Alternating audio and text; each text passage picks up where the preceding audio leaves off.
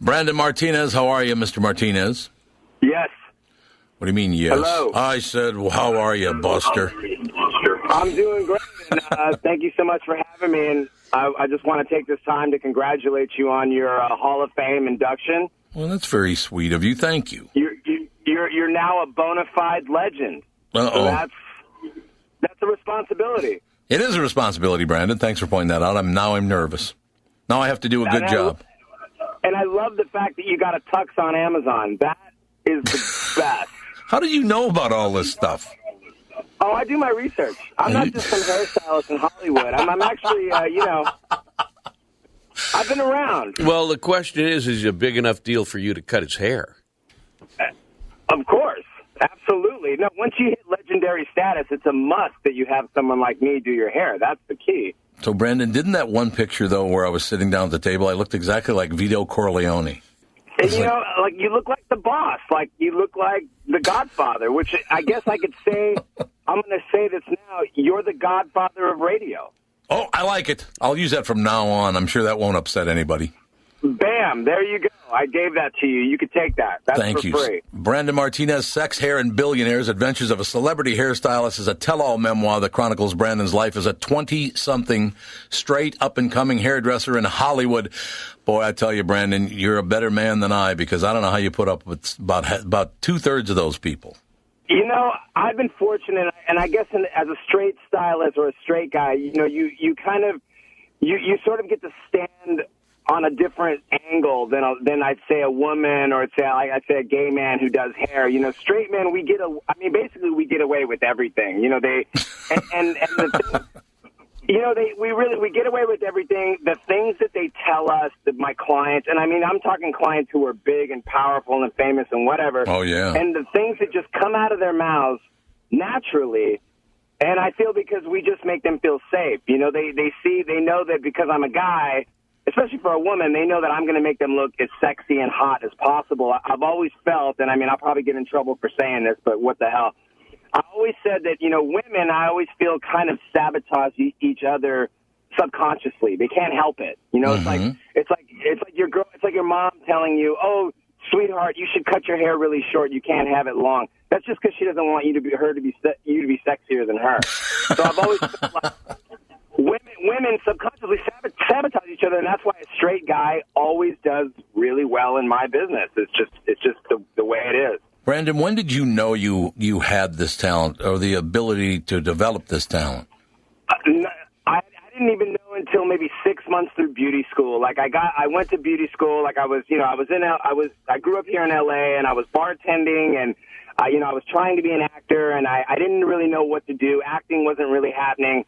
And, one of my bar customers said, you should try hair. Straight guys always do great. I had never done hair. I was even bad at doing my own hair. And then I went to beauty school, and I was really scared. I went to little Culver City beauty school, with the little old ladies and little Mexican girls everywhere. And I'm just like, I stood out like a sore thumb. And then it took about 6 months to really get it going. And then once my hands started to work, and once I knew how to do a really good blow dry, and the women were coming back and waiting for me every Saturday, mm-hmm. I knew that I had something. And then once I started to get into the salon world, I was able to get jobs faster because, most famous salons are owned by gay men, and they obviously want a guy like me working there. And so I was able to move up the ladder quick, which then led me into Johnny Ramone and his wife's life. And then that's kind of how it really took off. That is great. We're talking to Brandon Martinez about his new book. The humorous yet candid memoir captures a glimpse into some of the most famous and powerful people in the world, including Johnny and Linda Ramone of the Ramones, Wendy Murdoch, and Sergey Brin of Google. Now, this line, I have to ask you about this line. Okay, you ready, Brandon? Yeah. Sex, money, murder, and the love story. Right. Well, I worked at a salon. I'll go into the murder first. So I worked at a salon where our maid was murdered.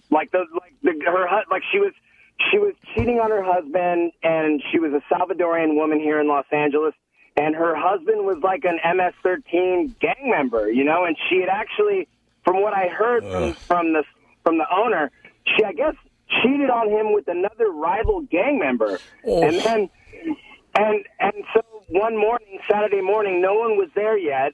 She would always get there early in the morning. And he went in there and he stabbed her to death in our break room.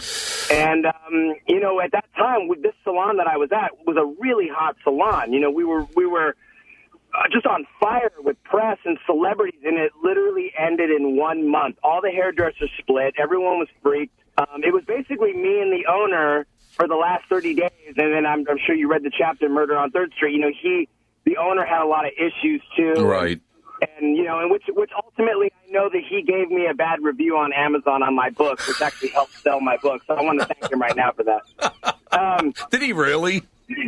Oh, yeah. Well, I knew it was him because what happened was after the book came out, I got a whole bunch of great reviews on Amazon, and then I got a bad review, but it was I knew it was him because he referenced that chapter and actually validated the book. It totally validated the story. So it was actually great. It sold more books. And I have to thank him for that. So thank you, Rory Powell. And Brandon, I have to ask you a question, and you don't need to point fingers or anything, but I've noticed going to see stylists that men and women both talk to their stylists and are very open with them, because I've overheard conversations like, really? You're talking about that? Everything. Again, Everything. You don't have to point any fingers or anything, but are we anywhere near the number of people the men that actually sexually harassed women in Hollywood? I mean, you must have heard about all of this stuff over the time, I would think. So what do you mean? So say that question one more time. So are we anywhere near as many men as they say? Well, do you think, are there a lot more? Is it that common in Hollywood for men to sexually harass women?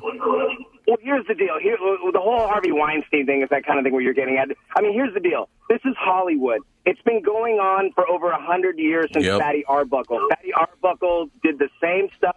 You know, actresses, and I'm not saying it's correct. I would say that in Hollywood, actors, actresses want to get themselves into a certain position, and I feel that they will do whatever is necessary to get into a certain position. And I feel what's being left out here is it's not just the straight men and women, it's also the gay world. The gay world, Hollywood is really run by the gay world, and they are, you know, a lot of big studio executives and agents and a lot of my great friends. And, you know, am I going to say that, you know, so-called straight actors maybe didn't do certain things with gay men to get ahead? Of course they did. I mean, it's just the way it is. So, you know, Hollywood runs on that line of, I think there's sexual harassment going on all the time, everywhere. I mean, it's, you know, there's no way to really control it. It's, you know, I also feel that a lot of these guys obviously push it. They know that what they're doing is wrong, and a lot of them are really not smart about covering their tracks. In fact, I was listening to you, or what you were saying earlier. You know, a lot of guys, I feel they want to get caught. They want to get in trouble subconsciously. It's like they can't help themselves. Yep. So, you know, Hollywood is not a politically correct business, whether they try to act like it or not. It's so not at all. That's a very good point. Favoritism. Yeah, it's all about favoritism. It's all about nepotism. It's all about what can you do for me. It's all about who you know. So, you know, I would say, yeah, it goes. And I would say that it also happens women to men, too, for sure. Well, like I said, hairstylists would know before anyone else would, because people tell you guys everything. We know everything. We know what you're doing. We can smell it. Sex, hair, and billionaires. Oh, sorry, go ahead. No, it just never surprises me when you're in, like, a billionaire's house, and, you know, once he starts fighting with his wife in front of you, it doesn't matter if he's a billionaire and he runs a network. They're still normal people, and they still have problems like everyone else. I mean, that's true. Sex, Hair, and Billionaires: Adventures of a Celebrity Hairstylist, Brandon Martinez. Brandon, a great guest. Thank you, sir. Thank you so much. Really appreciate you. Have a good day. I appreciate your kind words as well.